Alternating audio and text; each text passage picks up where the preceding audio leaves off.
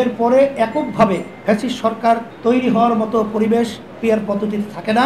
আর এখানে সংবিধান বারবার এককভাবে ক্ষমতায় যাওয়ার পরে বলেছি 53 বছর যেই পদ্ধতিতে জাতীয় নির্বাচন হয়েছে সেই পদ্ধতিতে আমরা দেখেছি ফ্যাসিস্ট সরকার তৈরি হয়েছে, খুনি তৈরি হয়েছে, মানুষ রাস্তায় নামলে গুম হতো, এটা আমরা দেখেছি। এদেশের টাকা বিদেশে পাচার হতে আমরা দেখেছি। আয়না ঘরের মতো আইয়ামে জাহিলিয়াতের চেয়েও ন্যাক্কারজনক মানুষকে কষ্ট দেওয়ার সেই ক্ষেত্র আমরা দেখেছি।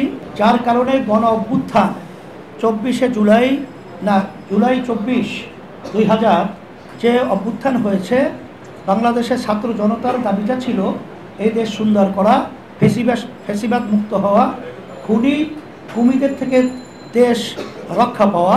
এই ক্ষেত্রে 91টা মতো দেশে পিয়ার পদ্ধতি আছে। আমরা প্রতিটা ভোটারের তাদের মূল্যায়নের জন্য ভোট পিয়ার পদ্ধতি আমরা দাবি করেছি।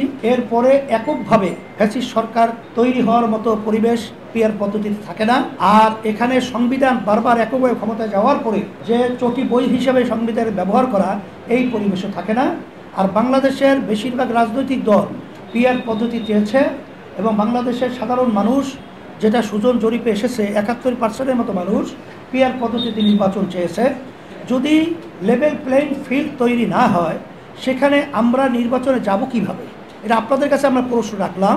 কারণ এখানে তো আমাদের জানের মায়া রয়েছে, এখানে আমাদের মালের মায়া রয়েছে। কারণ আগে পরে দিনের ভোট রাত্রে বাক্সে ঢুকিয়ে রাখা হতো। এখনও তো সেই পরিবেশটা আমাদের থেকে দূর হয় নাই। আমরা তো সেটা দেখছি যে এখন আধিপত্য এবং ফ্যাসিস্টদের এবং চাঁদাবাজদের যে দৌরাত্ম্য, কালো টাকার যে দৌরাত্ম্য, সেখানে গুন্ডা বাহিনীর মাধ্যমে, তাদের পেশিশক্তির মাধ্যমে এখানে সাধারণ মানুষ ভোট দিতে পারবে না। এটাই হলো বাস্তবতা, বিগত বাংলাদেশের ইতিহাস।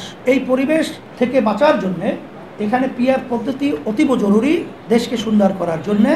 এখানে আমরা লক্ষ্য করছি যদি পরিবেশ লেভেল প্লেইং ফিল্ড তৈরি হয়, তখন তো আমরা সিদ্ধান্ত অনুযায়ী তখন আমরা বাস্তবতা নির্বাচনের ব্যাপারে আপনাদের সামনে ওইভাবে উপস্থাপন